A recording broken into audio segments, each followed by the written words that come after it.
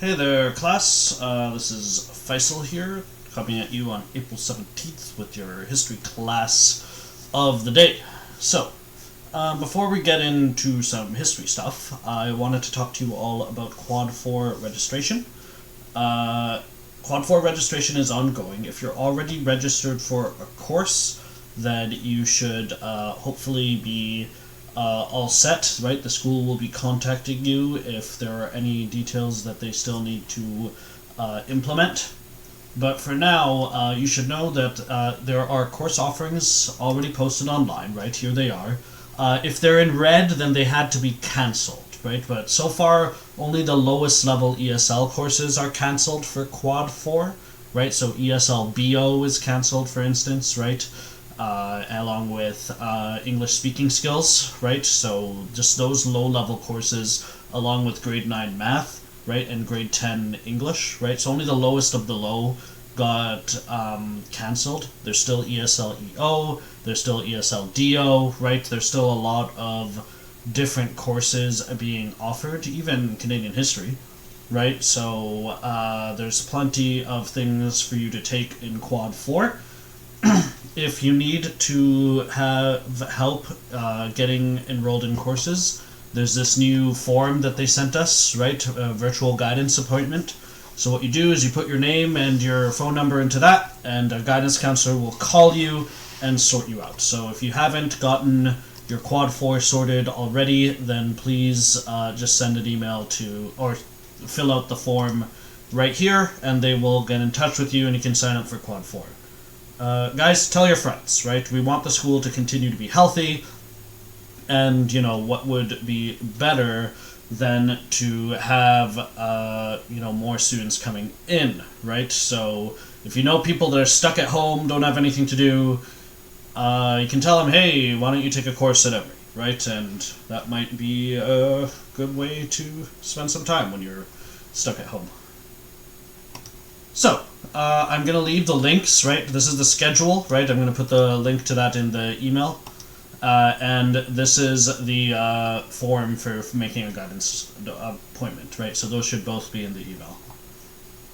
Anyway, so today we're going to talk a little bit about some Canadian history that, I myself have been thinking about this a lot lately, right? And it's about a guy, right? So back in 2004, right, many of you might not have been in the country at that time, but there was a contest or a vote held by the CBC where Canadians held a vote for the greatest Canadian in history, right, the greatest Canadian that ever was or will be, right, and the winner of that contest was a guy called Tommy Douglas, right? It's this guy right here, right? This guy won the contest for greatest Canadian in history, and, everyone was cheering, everyone was happy, right? They were like, yeah, Tommy Douglas, yeah, right? He won the contest, and you might be thinking right now, well,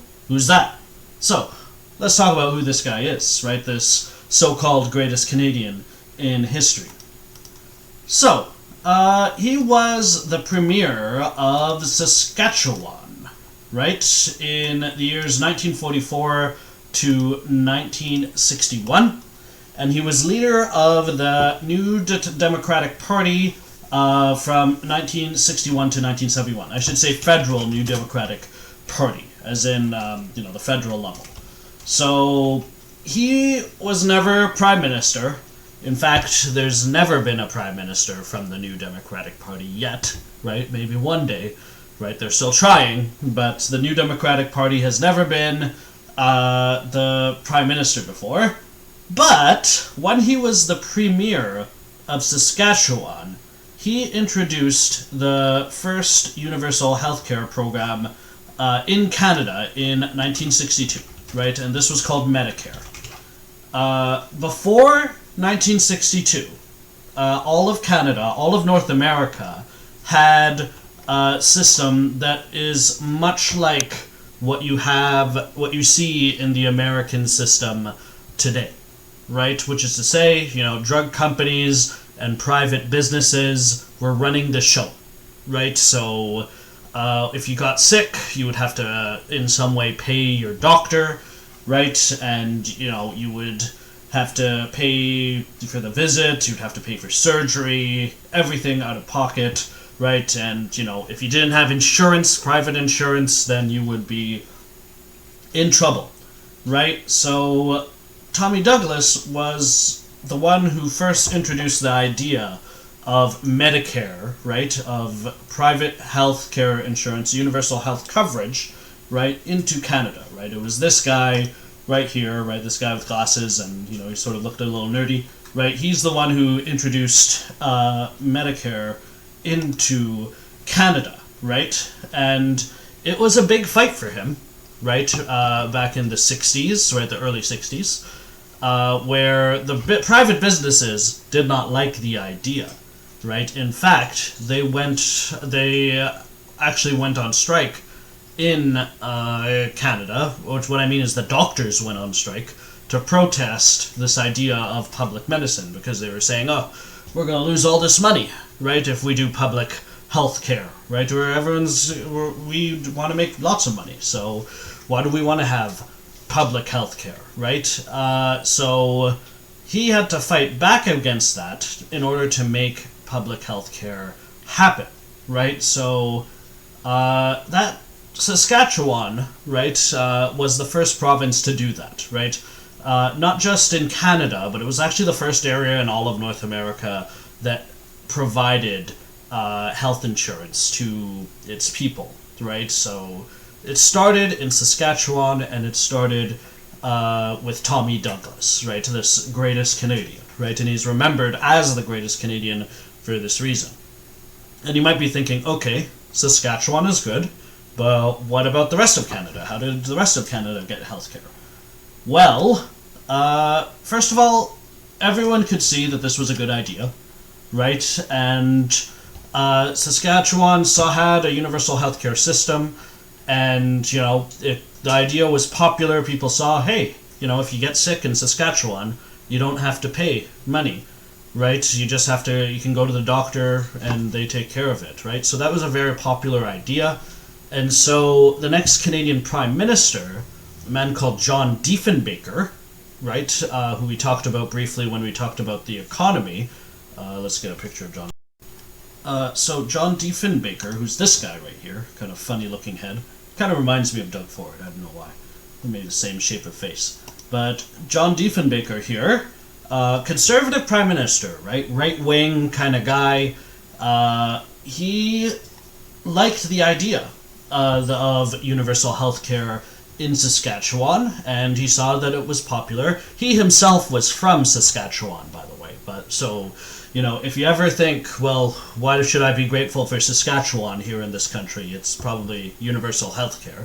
But anyway, John Diefenbaker, he was prime minister, conservative guy. He appointed a commission in 1964 that recommended the implementation of healthcare throughout Canada, with the federal government paying 50% of the cost,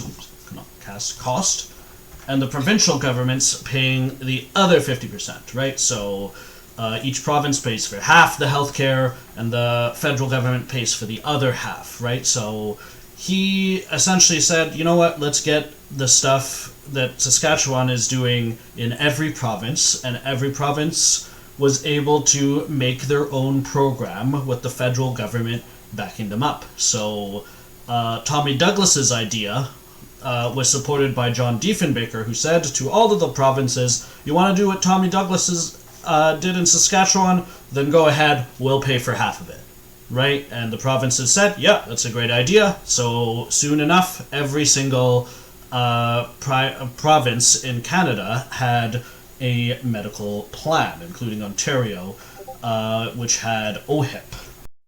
But Diefenbaker didn't finish the job. He lost the election, right?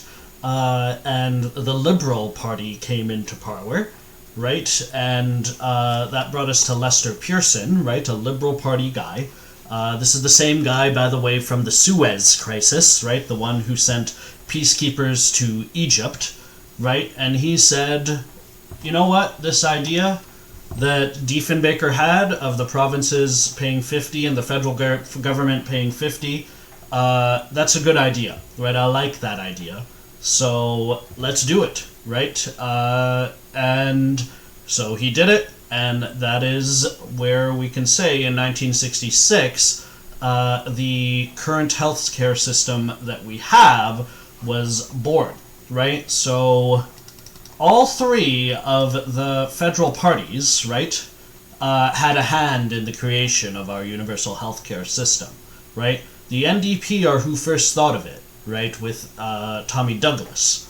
The Conservatives, who you might expect to be opposed to universal healthcare, considering what conservatives are like in the United States, right, they adopted it. And then the Liberals implemented it, right? So all three of the major Canadian political parties, right, other than the Bloc Québécois, of course. The Bloc Québécois didn't really exist back then, I don't believe.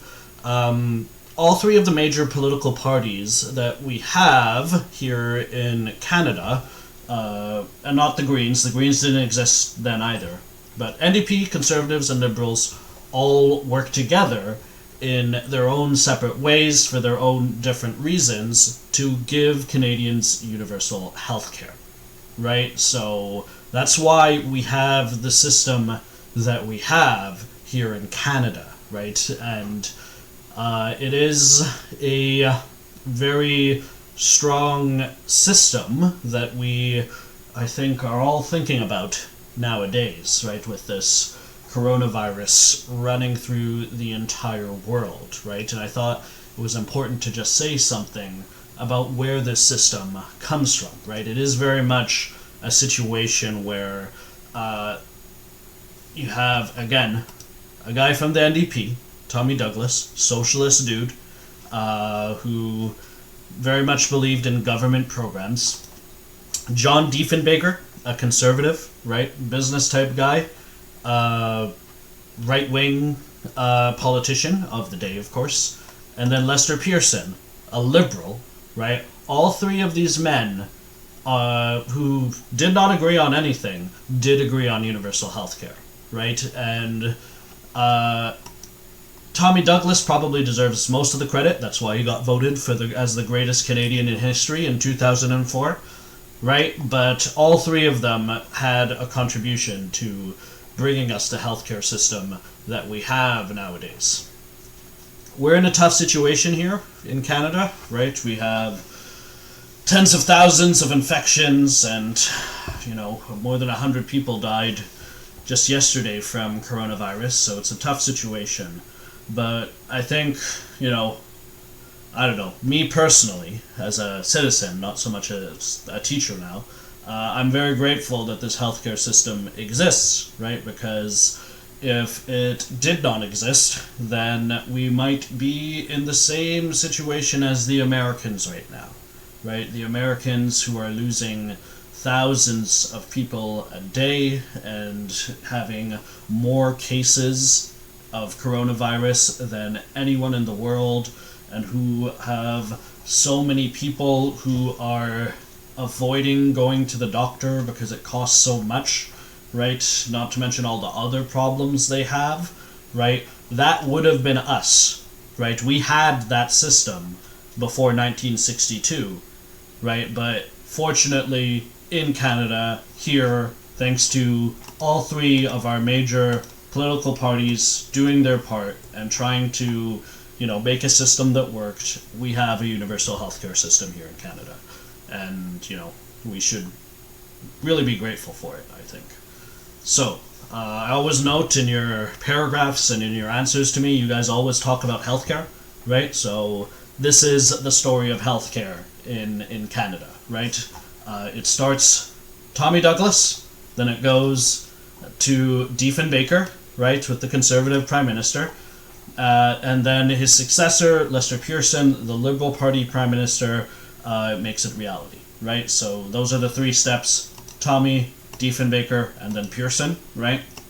NDP, Conservatives, and then Liberals, right? They all had a hand in implementing that policy. right? And I, for one, am grateful for it. So, feel free to ask me any questions, by the way, about the medical system if you're curious about hearing more about how we came to have the kind of system that we have here in Canada, right? But for now, I think I should say something about the reflections, right, which are due on Monday, April 20th, right? That's just the next week, right? So you have the weekend. I hope you guys are working on them, right? Remember, it's 3 paragraphs. 2 of you have submitted it to me already. Good job to you too, right? I like that you ladies are always on the ball, so thumbs up. But the rest of you, please try to put them together by Monday. More info on the CPT is coming on April 20th, right? We're still going to do a presentation, but basically the way we're going to do it is in a lot of different ways, right? All I'm interested in doing is hearing you guys present one way or the other. So if you want us to present through Skype, then you can. If you want to present through YouTube, then you can do that too. If you want to email me a video, then that's fine, right? If you want to do a phone call, then that's okay too. Google Meetup, if that's what you want to do, then we can do that as well. Right, so I'm going to allow all sorts of different ways for you to do your CPTs, right? But basically, what I need to do is I just need to hear you talk about whatever topic you've chosen to answer that question of what is it that makes Canada into the country that it is today, right? So I'm looking for some sort of answer to that question.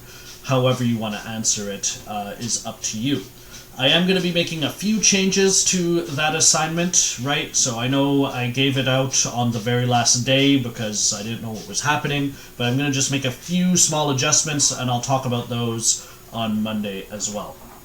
So for now, thank you to all of you who are listening, and if you have any questions about the reflections or about the CPT, please feel free to email me. And until then, I will sign off for now, and the cat will say, have a good weekend. Cat, look up. No? Okay. That's his nest, by the way. Okay, so have a good weekend, guys. I will see you Monday.